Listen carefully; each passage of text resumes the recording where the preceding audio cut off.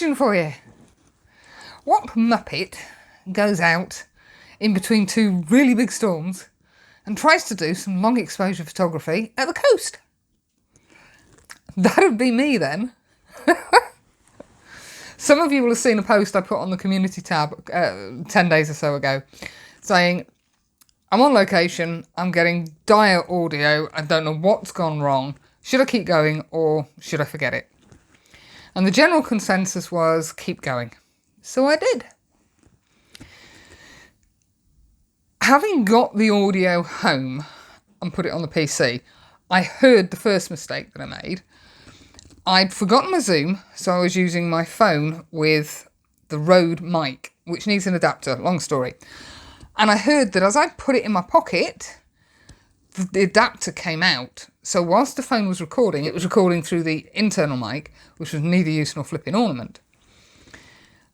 And I got really frustrated because I hadn't got a clue what was going on. I know it was windy, you can see my hair blowing around. Even though we were on the east coast, it was still breezy to say the least, and the waves were coming in, the swell was quite good, and it was a pebbly beach, so there was lots of noise. But I must have taken my phone in and out of my pocket 10 times at least, and at no point did I spot that the connector had come out. So I battled on. It was the onboard mic was just picking up every little bit of wind noise, every little bit of sea noise. The second I turned my head, it wouldn't pick up at all. And I was getting so frustrated. I must have spent an hour trying to figure out, I was using different mics, all sorts of things. And I just, for the life of me, could not figure out what was going on. So that was the first issue I had that weekend. The second issue was, I completely ignored the conditions. It was windy, the wind was coming across country, so I was relatively sheltered, but the sea was obviously getting churned up, and the scene I was looking at had a sea that was, to all intents and purposes, dark brown, and a sky that was quite bright. Now, I know I can blend horizons, but that was pushing it a little bit too far, and I just, I'll put a 0.6 soft gradient or a 0.6 hard gradient, it'll be fine. I completely ignored that no way on God's green earth was that actually going to work for long exposure images. And again, it wasn't until I got the images on the computer, I'm like, oh my God, what have you done, woman? It's resulted in me doing a hell of a lot more Photoshop work on them than I would ever normally do on my images. Even with my long exposure stuff where I blend the horizon, in camera, I try and lose as much of the horizon as I possibly can. Because you know I like high key, so I tend to go towards the overexpose to make post-processing easier. And I use the landscape polarizer to remove as much of the horizon as I can. But I have had to Photoshop these images to within an inch of their lives to get anything like what I was seeing through my rose-tinted spectacles when I was stood there. I'm quite happy with how a few of them have turned out. One of them with the horizon looks a bit odd because it wasn't... It was a solid horizon, but there was lots of whitish grey clouds, and there's a band that you can see, but that's not too dissimilar to what I was actually seeing. A couple of them, because of the wind, I had to blend images because the first image I got, the groins were sharp. The second image I got, the groins weren't sharp, but I got the wave action that I was after.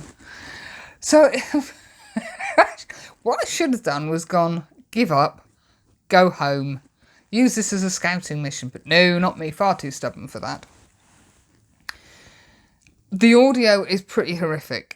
I tried to clean it up using a couple of programs. I couldn't do anything with it, so I gave it up and thought, no, I promised you I would always show you the good, the bad and the ugly. The good doesn't exist in this. It's definitely the bad and the ugly. Bits of the audio aren't too bad. Other bits you can just hear me, and some bits you're really going to struggle. So a warning, if you don't like bad audio, and I fully understand that, turn off now. Don't put comments down below saying the audio is diabolical. I know it's diabolical. This is what happens in real life. It doesn't always go according to plan. So without further ado, let's get on with the video and go to the seaside.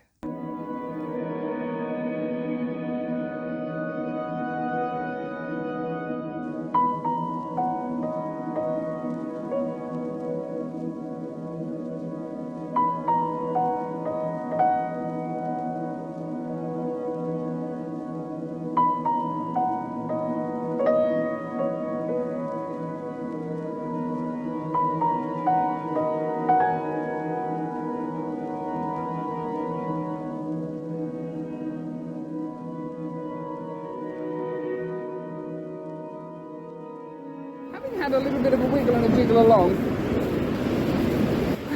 Yes, nice lots of drawings. The colour that I thought might appear in the sky, which was up in this area, I thought the clouds were going to catch. That's snuffed out.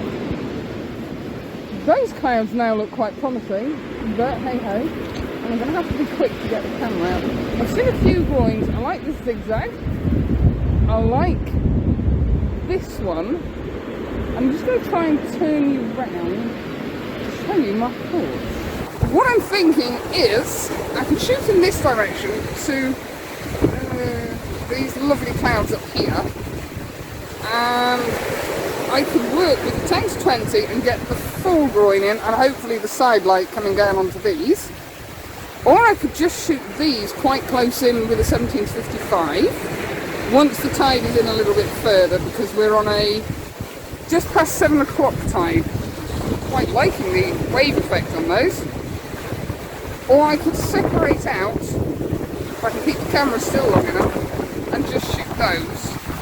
I could try the ultra-wide 10-20 and get all of it in, but I think that's a bit too much. I'm liking that, and as you can see, we've got some nice light coming up there. We've got a little bit of colour, and I've got the Nemo app working. I'm not entirely convinced, but hey ho. Oh, just a little streak of colour. A little bit. That's good, right. I've changed compositions rapidly because the colour was coming up over there.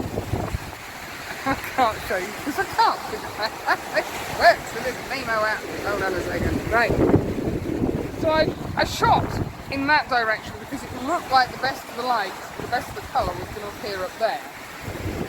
But then I noticed this little streak, so I have whipped round to keep tweaking the composition. I've gone for the 6 stop because I wanted some really long exposures. 6 stop and a 0.6. Yeah, stop that. I am shooting on the 17-55 and I'm at about, I can't see, but about 30mm I believe. I've only got 2 legs extended on the tripod because I want it to be fairly low. And I am just shooting this little boy because the waves are now coming in around it. I said that they now stopped. I've not even looked to see what time I'm getting on the exposure.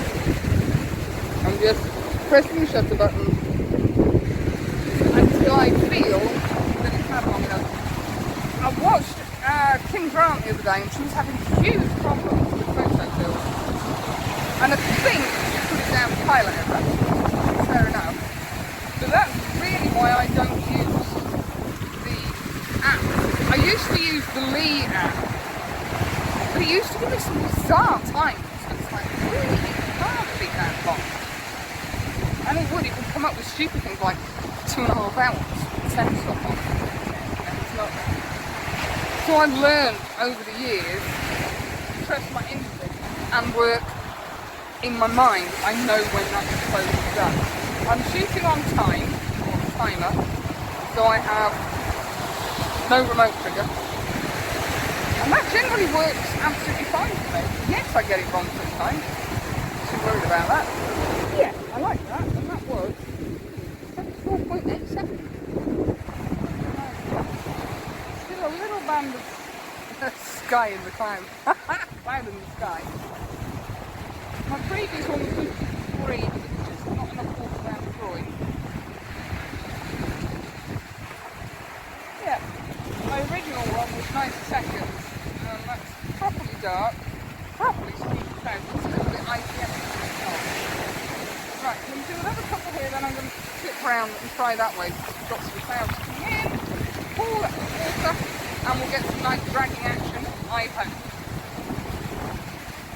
In case what I was saying wasn't making sense, that's essentially my composition, except I'm shooting in portrait orientation. I've got these groins, and that's just those groins, I'm ignoring that.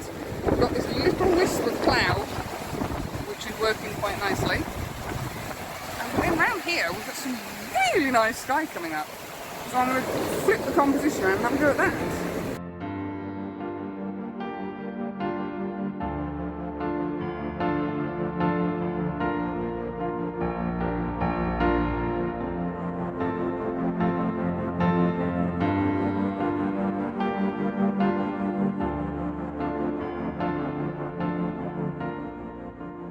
Whoa!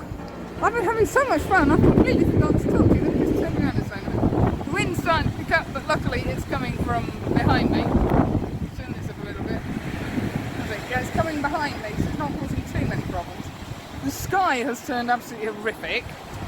We've got clear, a little bit of cloud, clear, huge amount of cloud. And I've spent too long in the woods. For the life of me, I couldn't remember what I was meant to be doing. And it's your lot's fault, because I've gone off my long exposures onto my short long exposures. I've been working with one set of groins. That sounds wrong on a lot of levels.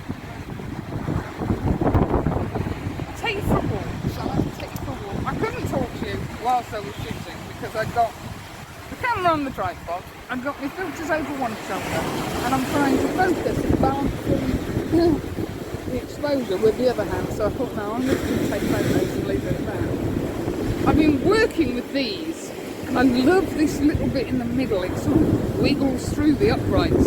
These are all uprights. Yeah, these here as well. These sort of have a little wiggle in them. And I started off using 6-stop and 0.6 grad when the sky wasn't too bad. And I'm a strong believer that if you've got no interest in the sky, or the sky's a bit iffy, get your action down here. Likewise, if you've not got a huge amount of action down here, if your sky's amazing, you'll still make an image. And I don't know what's happening with this tide, because high tide was about 7:10. It's got to be knocking on for 8 o'clock, 8:15, and it's not going anywhere. So I was standing back here, I was. Yes. Using this bit initially to lead into that. I've got that flat bang centre. We've got these bits on either side. Long exposures I was at around about 25 seconds down to 13 seconds with the 6-stop on. But then I thought, take the 6-stop on. I whacked it up to, I think it was around about F16, F14, that sort of range. And I got my shutter speed at a second. I love how the water pushes through these and comes out to the side. And I remembered that I had the camera on a 2-second timer, so I pressed the shutter release early enough. Excuse the wobbling, that's the wind. That I was catching the waves as they come towards you. Now I did lose a few frames because the odd wave got really hard and just battered the tripod too heavy, because you can feel it bringing the stones in with it. But I think I've got 2, maybe 3 images. I wasn't intending to be here this morning. This was my sleepy spot, and then I was heading further down the coast. And I thought, oh, let's have a look here. When I arrived, it was dark. I had intended to go scout. But I didn't, because it was raining and windy and yucky and dark. And I thought, well, stuff it. Let's have an adventure and shoot somewhere that I no idea what I'm going to find, and that's